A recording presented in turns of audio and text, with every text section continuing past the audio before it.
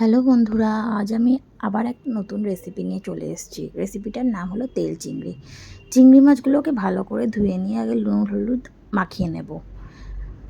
এই চিংড়ি মাছগুলো তৈরি করতে খুব কম সময় লাগে আর খুব কম উপকরণও লাগে। প্রথমে কড়াইটা বসিয়ে গ্যাস ধরিয়ে তেলটা দিয়ে দেবো। আমি সাদা তেলই ইউজ করেছি। তেলটা একটু ভালো করে গরম হয়ে আসলে তার মধ্যে আমি দিয়ে দেব রসুন কুচি। রসুনগুলো ভালো করে ভাজা হয়ে আসলে একটু লাল লাল হয়ে আসবে। যখন ভাজা হয়ে আসবে রসুনগুলো আস্তে আস্তে তেলের উপরের দিকে উঠে আসবে। একটু হাই ফ্লেমে রসুনগুলোকে ভেজে নিয়েছি। রসুনগুলো ভাজা হয়ে গেলে এর মধ্যে দেব চিলি ফ্লেক্স। আমার কাছে চিলি ফ্লেক্স ছিল না বলে আমি শুকনো লঙ্কাই কুচি কুচি করে কেটে নিয়েছিলাম। হ্যাঁ, চিলি ফ্লেক্সটা দেওয়ার সময় গ্যাসের ফ্লেমটা একটু কমিয়ে নেবেন, যাতে চিলি ফ্লেক্সটা লাল ভাবটা থাকে, পুড়ে না যায়। খানিকক্ষণ চিলি ফ্লেক্সটা নেড়ে নেওয়ার পরে এর মধ্যে দিয়ে দিতে হবে সেই চিংড়ি মাছগুলো, যেটা আমি নুন হলুদ মাখিয়ে রেখে দিয়েছিলাম।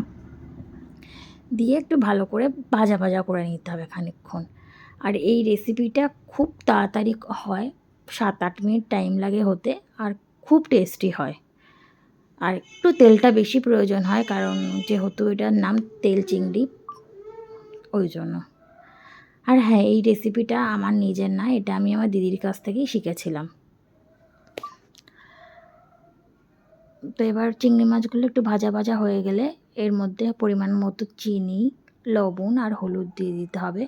যেহেতু আমি লবণটা আর হলুদটা আগে দিয়েছিলাম, সেহেতু একটু কম পরিমাণেই বুঝে দেব, যাতে বেশি না হয়ে যায়। দিয়ে একটু নেড়ে একটু জল দিয়ে দিতে হবে পরিমাণ মতো, অল্পই জল দেব। চিংড়ি মাছগুলো শুধু সেদ্ধ হতে যতটুকু জলের প্রয়োজন ততটুকুই জল আমি দেবো এর মধ্যে। জল দিয়ে এবার তারপরে এর মধ্যে ধনেপাতা কুচি দিয়ে দেবো। ধনেপাতা দিলে টেস্টটা খুব ভালো আসে আর ফ্লেভারটাও খুব সুন্দর বেরোয়।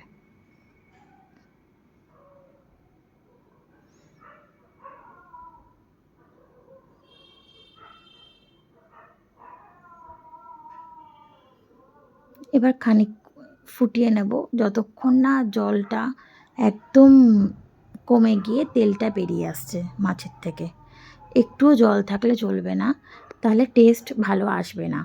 পুরোপুরি মাছের তেলটাকে বেরোতে হবে, পুরো জলটা শুকিয়ে দিতে হবে।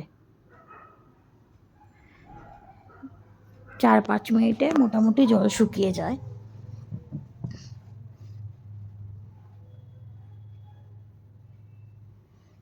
ব্যাস, আমাদের আর কিচ্ছু লাগবে না। এই এই কটা জিনিসে এই তেল চিংড়ি তৈরি হয়ে গেল। পুরো তেলটা বেরিয়ে এসছে দেখুন। এবার আমি সার্ভ করে নেব।